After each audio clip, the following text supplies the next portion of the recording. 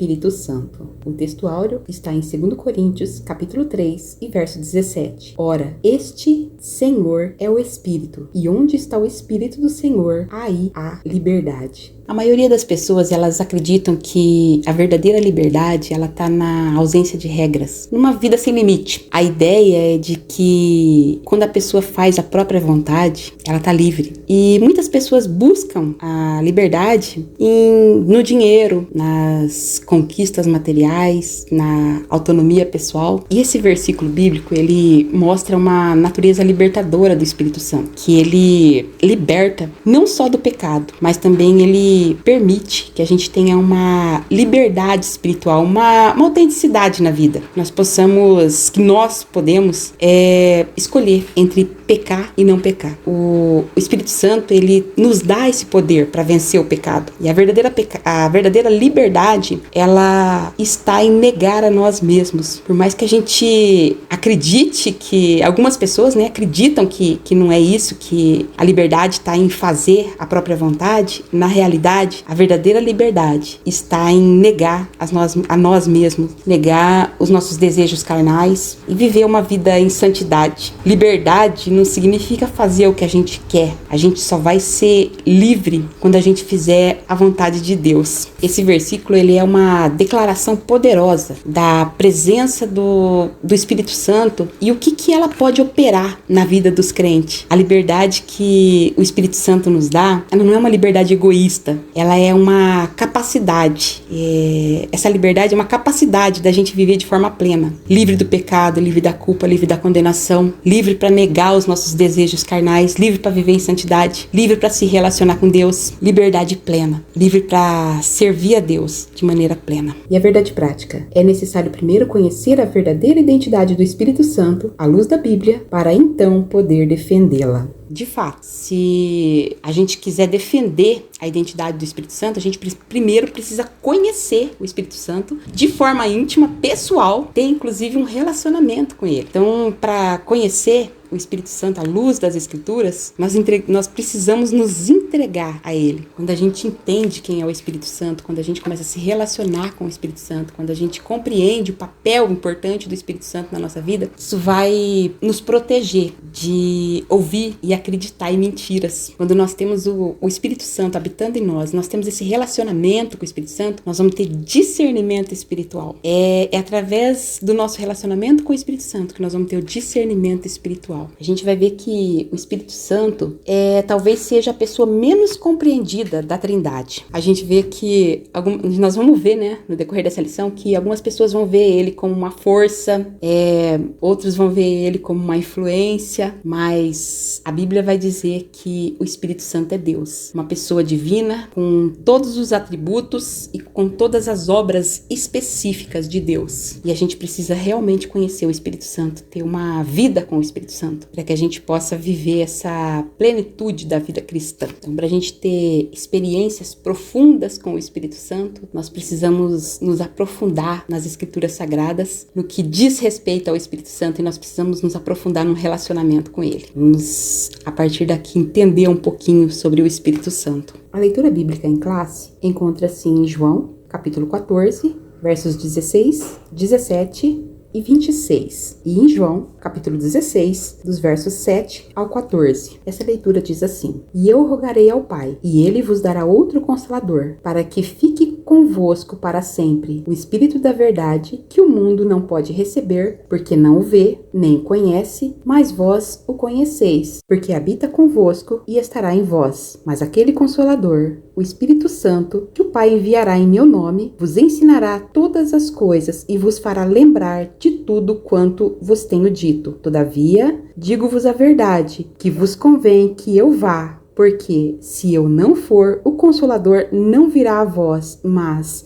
se eu for, enviá-lo-ei. E quando ele vier, convencerá o mundo do pecado e da justiça e do juízo. Do pecado, porque não creem em mim. Da justiça, porque eu vou para o meu Pai e não me vereis mais. E do juízo, porque já o príncipe deste mundo está julgado. Ainda tenho muito que vos dizer, mas vós não podeis suportar agora. Mas, quando vier aquele Espírito da verdade, ele vos guiará em toda a verdade, porque não falará de si mesmo, mas dirá tudo o que tiver ouvido e vos anunciará o que há de vir. Ele me glorificará, porque há de receber do que é meu e vô-lo há de anunciar. A introdução da nossa lição nos diz assim: a deidade do Espírito Santo é revelada nas Escrituras desde o livro de Gênesis até Apocalipse. É fato que a Igreja, desde os dias dos apóstolos, o reconhecia como Deus igual ao Pai e ao Filho. Essa deidade absoluta do Espírito Santo é revelada de maneira direta nos seus atributos divinos e nas suas obras e funções pertencentes a Deus. Todos nós precisamos estudar e conhecer essa verdade bíblica, pois desde a antiguidade existem heresias sobre a terceira pessoa da Trindade. É sobre isso que vamos estudar na presente lição.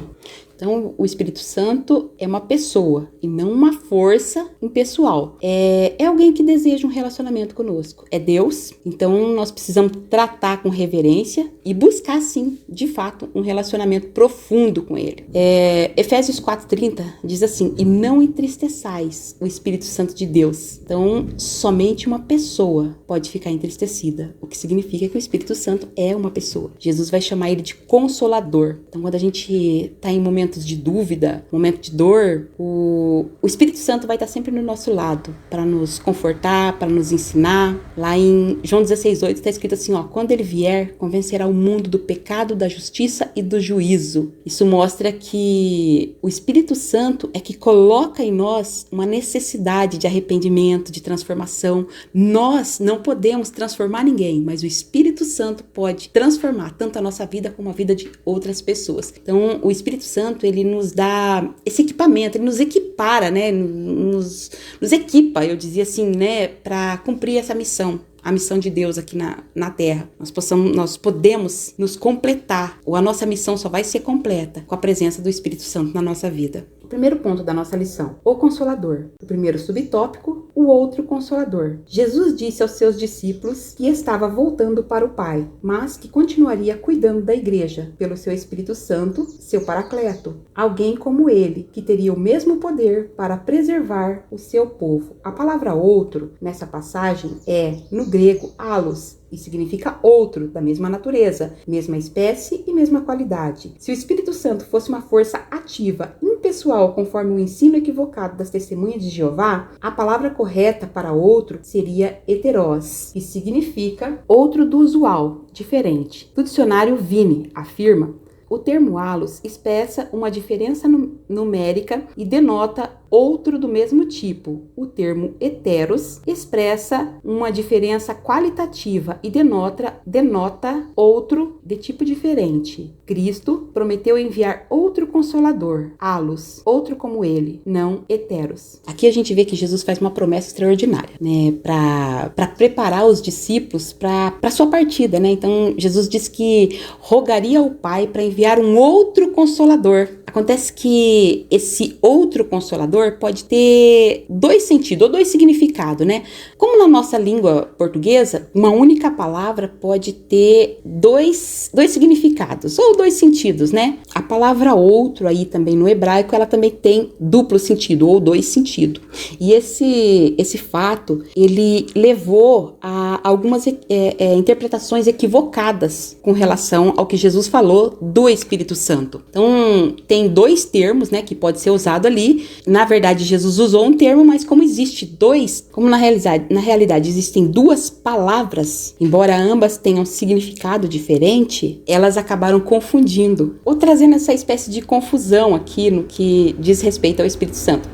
Então, a A escolha de Jesus com relação à palavra não foi acidental, não. A palavra allos, né, que significa outro da mesma espécie, enquanto a palavra heteros significa outro de natureza diferente. Então Jesus usa a palavra allos, que significa que o Espírito Santo tem a mesma essência de Jesus e não uma identidade diferente ou um propósito diferente. Jesus diz que o Pai enviaria o mesmo, da mesma espécie. Um outro Consolador seria um outro da mesma espécie. Assim como Jesus, o unigênito do Pai, que é da mesma gênese do Pai, da mesma genética do Pai, ou idêntico ao Pai. Da mesma forma é o Espírito Santo. Só que Jesus usa o termo outro não por ser diferente, mas por conter a mesma essência, a mesma substância, né? Então, o Espírito Santo não é apenas um sentimento ou uma energia.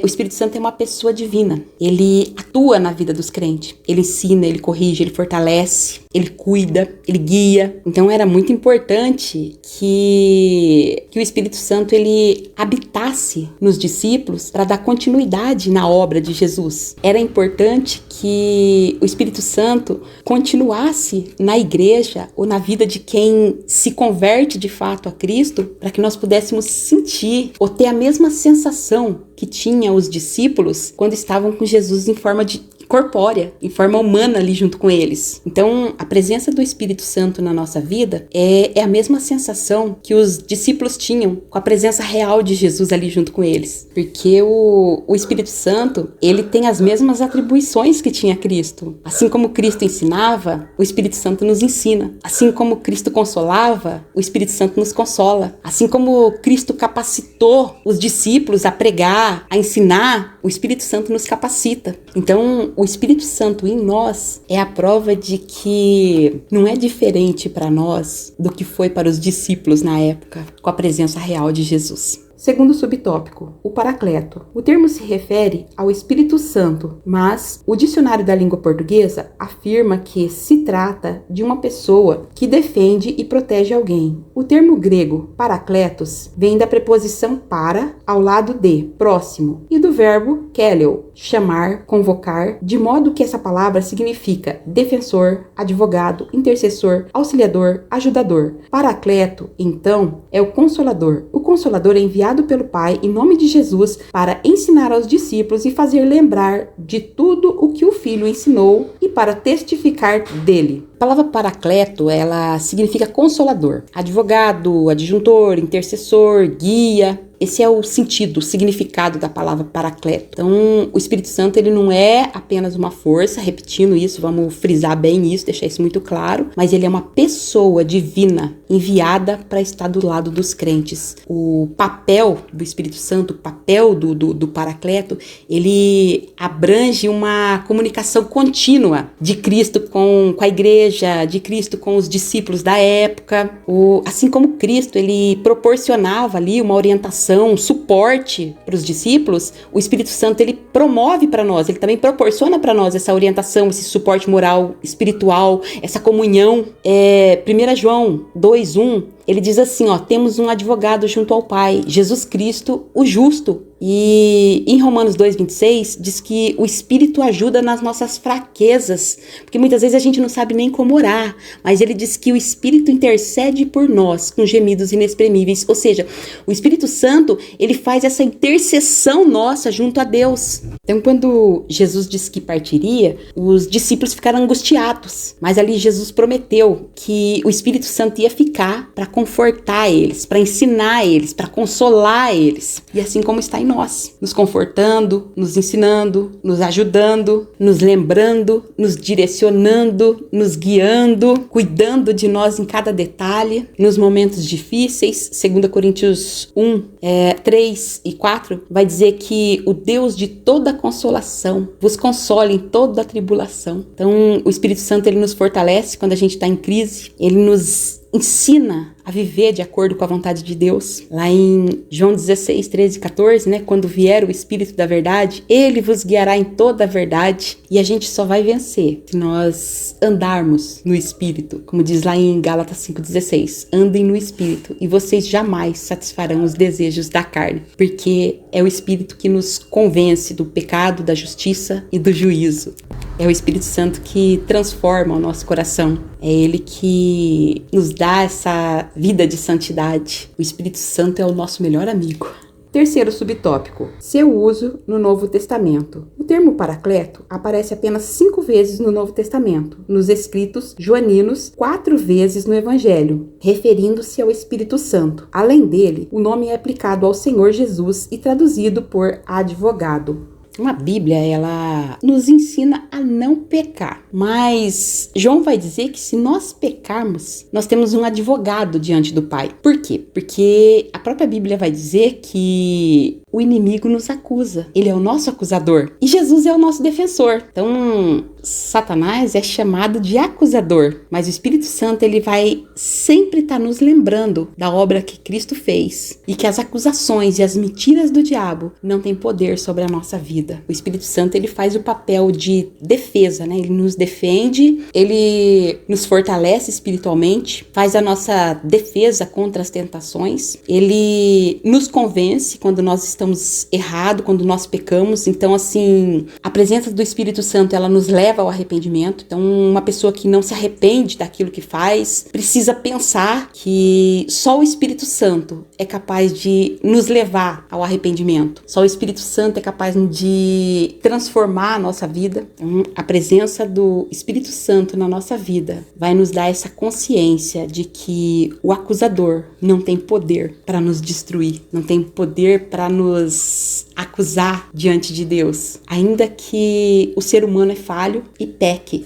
ainda que nós, como cristãos, não praticamos o pecado porque nós desejamos o pecado ou porque nós vivemos na prática do pecado. Nós, cristãos, buscamos estar, nós que estamos, no Espírito Santo, nós buscamos não pecar. Nós estamos constantemente vigiando para não pecar. Mas se acontecer de pecar, se acontecer no meio do trajeto, um erro de trajeto e a gente acaba pecando, a primeira coisa que vai acontecer são as acusações do inimigo. Mas nós temos o Espírito Santo em nós que nos leva a reconhecer diante de Deus a nossa falha, a reconhecer diante de Deus que nós erramos, pedir perdão, confessar os nossos pecados, e aí nós temos um advogado diante de Deus e o Espírito Santo que vai corrigir isso em nós, através da justiça. O segundo ponto da nossa lição, sua deidade, atributos e obras. O primeiro subtópico, sua deidade. A divindade do Espírito Santo é revelada na Bíblia de maneira que os nomes Deus e Espírito Santo aparecem sempre de forma alternada, tanto no Antigo Testamento como no Novo. O Espírito Santo é Javé na vida de Sansão. O Espírito Santo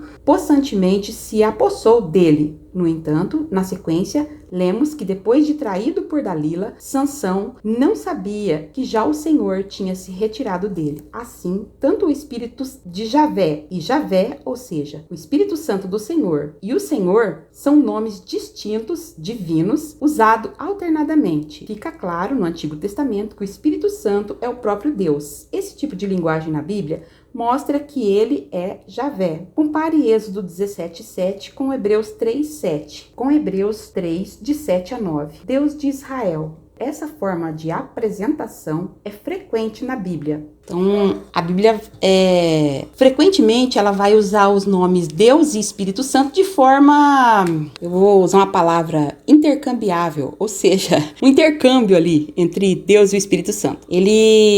A Bíblia, ela vai provar que o Espírito Santo, ele não é uma força interpessoal ou impessoal, mas o Espírito Santo é Deus. No Antigo Testamento, a gente vai encontrar momentos em que algo era atribuído para Deus, em alguns versículos, e ao Espírito Santo em outros versículos. Então, no Antigo, vou dar alguns exemplos aqui, ó. No Antigo Testamento, o Espírito Santo é chamado de Deus. Aí é Gênesis capítulo 1, versos 1 e 2, Deus está criando o céu e a terra, e o Espírito Santo se move sobre a face das águas. Então a gente vai ver ali Deus e o Espírito Santo. Ali em Jó 33:4, Jó vai dizer assim, ó: o Espírito de Deus me fez e a inspiração do Todo-Poderoso me deu a vida. Então veja bem aí, ó, o Espírito Santo fez e Deus, né, deu a vida. A inspiração de Deus é quem deu a vida. Durante a história de Israel, a gente também vai ver uma rebelião ali, né? Em Isaías 63:10, vai dizer que o povo se rebela contra o Espírito Santo de Deus e se torna inimigo de Deus. E o Salmo 95 vai dizer que o povo endureceu o coração contra o Espírito Santo. E Hebreus 3, ali de 7-9, ele vai atribuir essa mesma rebeldia para o Espírito Santo. Então, no Novo Testamento, o Espírito Santo é chamado de Deus. A gente viu o texto lido ali de Atos 5, 3 e 4, quando Pedro afirma que mentir para o Espírito Santo, né? Afirma que mentir para o Espírito Santo é mentir para Deus. E cabe a nós reconhecer o Espírito Santo como Deus, porque isso vai refletir a nossa consistência nas Escrituras Sagradas. Segundo subtópico, seus atributos. A divindade do Espírito Santo é revelada na Bíblia também nos seus atributos divinos, como acontece com o Senhor Jesus Cristo. Ele é onipotente. As Escrituras Sagradas ensinam ser o Espírito Santo a fonte de poder e milagres. A onipresença é um outro atributo incomunicável de Deus presente na terceira pessoa da Trindade, o que mostra que ele é onipresente. Ele conhece todas as coisas, até as profundezas de Deus. Conhece o coração dos seres humanos e é o conhecedor do futuro. Isso por ser ele onisciente. Possui os atributos da eternidade, pois é chamado de Espírito Eterno. Então, o Espírito Santo, ele possui todos os atributos da divindade: onipotência, onipresença, onisciência e eternidade. E esses atributos, eles significam que o Espírito Santo, ele não é independente de Deus. Ao contrário, ele expressa que a presença do Espírito Santo, ela abrange todo o contexto espiritual. Além disso, o Espírito Santo também tem personalidade, porque é uma pessoa. E a pessoa tem personalidade, né? As pessoas têm vontade, intelecto, emoção. E a Bíblia vai dizer: não entristeçais o Espírito Santo de Deus, no quais estáis selados para o dia da redenção. Ou seja, se o Espírito Santo pode ficar triste, significa que ele tem emoção. O que é a vontade? A vontade é eu quero, eu não quero, eu gosto, eu não gosto, eu faço, eu não faço.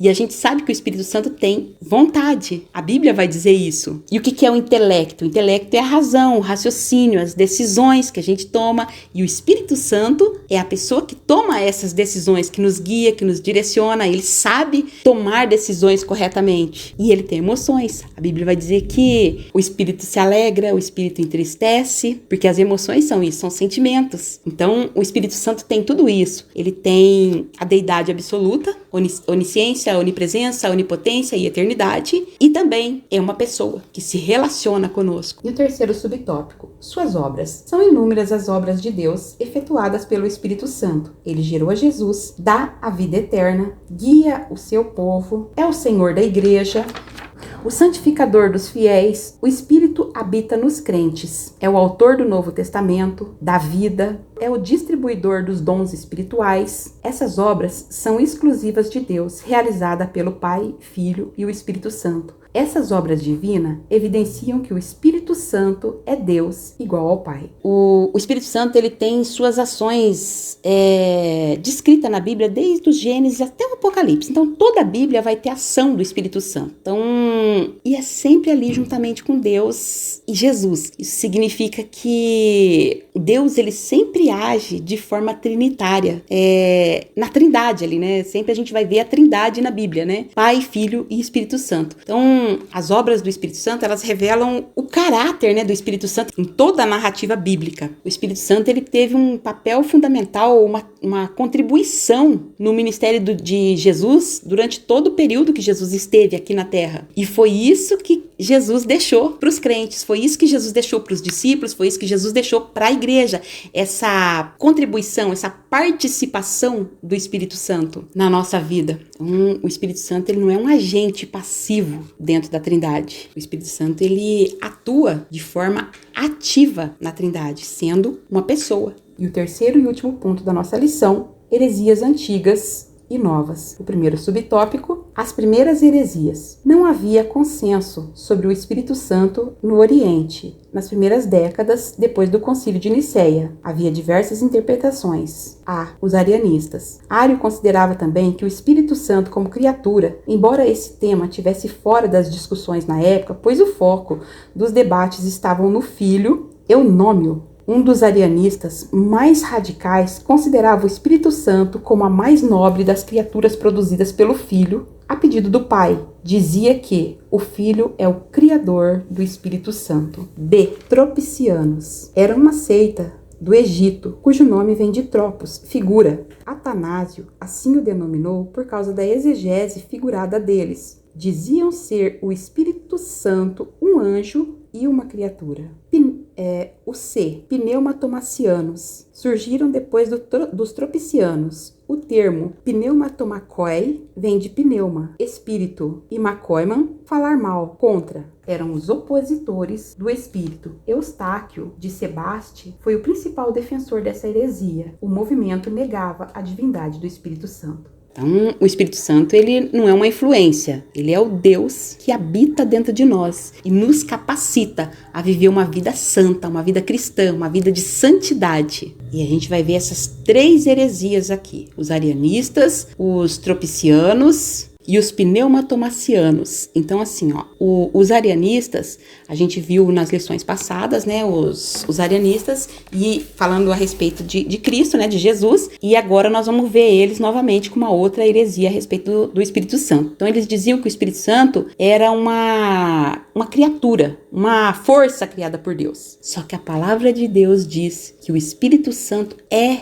Deus. Já os tropicianos, eles diziam que o Espírito Santo é como se fosse um anjo superior enviado por Deus para guiar a igreja. Mas a palavra de Deus afirma que o Espírito Santo é o Senhor. Então, um anjo, ele pode até trazer mensagem de Deus, mas não pode habitar dentro do crente e nem pode ser chamado de consolador. E o Espírito Santo de Deus habita em nós. E os pneumatomacianos, eles negavam a divindade do Espírito Santo, consideravam o Espírito Santo inferior ao Pai e ao Filho. Mas a Bíblia diz que o Espírito Santo faz parte da Trindade e estão no mesmo nível, ou em pé de igualdade, né? É muito importante a gente conhecer a verdade, é muito importante a gente conhecer a palavra de Deus para a gente não ser enganado, né? Estudar a verdade. Conhecer o que a Bíblia diz vai nos proteger de engano. Toda distorção da verdade, todo erro, ele cria divisão.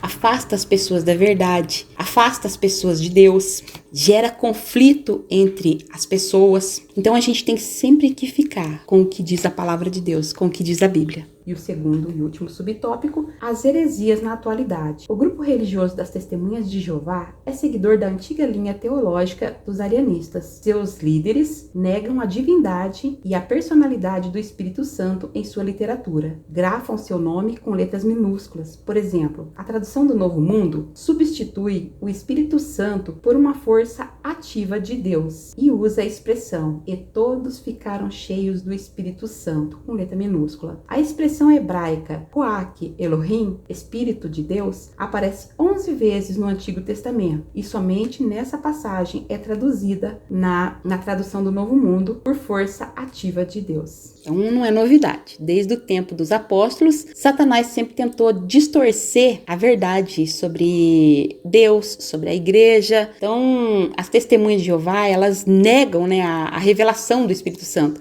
Elas afirmam que o Espírito Santo é uma força impessoal usada por Jeová para realizar a sua vontade, para realizar a vontade de Jeová, né? Então é como se o Espírito Santo estivesse em submissão a Jeová. E a Bíblia, a tradução do Novo Mundo, ela corrompe as escrituras para dar sustentação para o erro deles, né? Para essa distorção que as testemunhas de Jeová fazem a respeito do Espírito Santo, assim como nós vimos a respeito de Jesus também. Aí tem uma crença incorreta a respeito do Espírito Santo, como ali vão dizer que é uma força impessoal, tenta reduzir o Espírito Santo a uma influência, né? Uma presença espiritual apenas, e nega, né, a divindade, nega a personalidade do Espírito Santo. Esse ensinamento desafia toda a tradição bíblica e o entendimento que a igreja defendeu por muitos anos, né, ao longo de muitos séculos. É por isso que nós precisamos compreender a palavra de Deus e ter firmeza no nosso raciocínio, ter firmeza naquilo que a gente acredita, sermos esclarecidos a respeito do assunto para não sermos enganados. E o terceiro subtópico, o Espírito Santo em outras religiões. Em algumas religiões no Oriente, a noção sobre o Espírito Santo é confusa, mas se aproxima do pensamento antigo desses heresiarcas, de modo que nada há de novo embaixo do sol. Há uma crença estranha. Os intelectuais da religião islâmica, por exemplo, se apegam à palavra do Alcorão atribuídas a Jesus. Sou para vós o mensageiro de Alá, para confirmar a Torá que havia antes de mim e anunciar o mensageiro que viria depois de mim, cujo nome é Ahmad. Eles interpretam essa passagem corânica como cumprimento da promessa que Jesus fez sobre a vinda do Consolador, do Paracleto. Eles confundem a palavra grega periklitos, renomado ao redor, ilustre como Paracletos. Assim, conclui equivocadamente que Maomé é o Consolador prometido por Jesus. Convém lembrar que periklitos não é uma palavra bíblica, não aparece em nenhum lugar da Bíblia Sagrada, nem no Novo Testamento grego e nem na Septuaginta. B. Resposta bíblica. Jesus disse que o Consolador é o próprio Espírito Santo. A promessa do Senhor Jesus é para que fique convosco para sempre. Trata-se de um ser que não morre, mas sim que vive para sempre, pelos séculos dos séculos. Jesus disse também que o Consolador habita convosco e estará em vós, e que, quando vier o Consolador, que eu, da parte do Pai, vos hei de enviar, aquele Espírito da verdade, que procede do Pai, testificará de mim. Assim, o Espírito Santo testifica de Cristo, o nosso Senhor. Então vamos lá, o Espírito Santo no islamismo. O islamismo, ele é a religião islã, né? E acredita que o Espírito Santo não é Deus. Que existem duas interpretações principais dentro do Islã. Alguns muçulmanos, eles vão identificar o Espírito Santo como o anjo Gabriel, que teria trazido assim uma revelação para o Alcorão, teria trazido a revelação para Maomé, né? E outros já vão interpretar o Espírito Santo como sendo uma referência ao próprio Maomé. É como se o Consolador prometido por Jesus fosse o Maomé. Então são ambas interpretações equivocadas. A palavra de Deus mostra claramente que o Espírito Santo não é anjo nem profeta, mas ele é Deus. Então descarta completamente essa ideia de que Maomé seja o Consolador, ou que o Espírito Santo seja um anjo mesmo, o anjo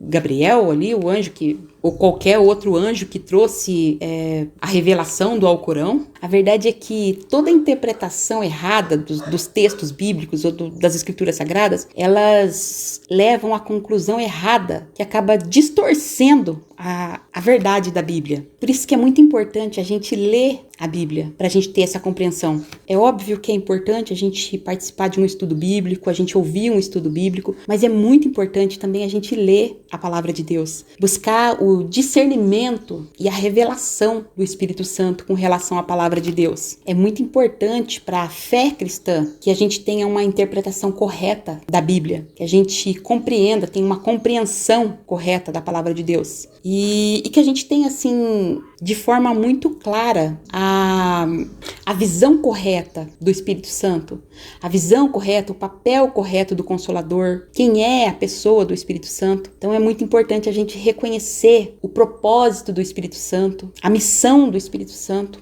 É muito importante a gente entender que tinha uma ligação estreita com os ensinamentos de Jesus. Assim como Jesus disse que eu e o Pai somos um, e quando ele disse que quem conhece a mim conhece o Pai, Ele disse que enviaria o outro Consolador, que seria exatamente essa extensão da missão de Jesus. Toda a missão de Jesus está no Espírito Santo e o Espírito Santo está em nós. Então, todos que receber o Espírito Santo, todos que permitir que o Espírito Santo esteja na vida, todos nós que temos essa presença do Espírito Santo habitando em nós, fazemos do nosso corpo um templo do Espírito Santo, a morada do Espírito Santo, nós participamos exatamente da missão de Jesus, daquilo que Jesus ensinava, daquilo que Jesus praticava. Nós vivemos a experiência real de Jesus na nossa vida. Que Deus abençoe sua vida e foi um prazer servir.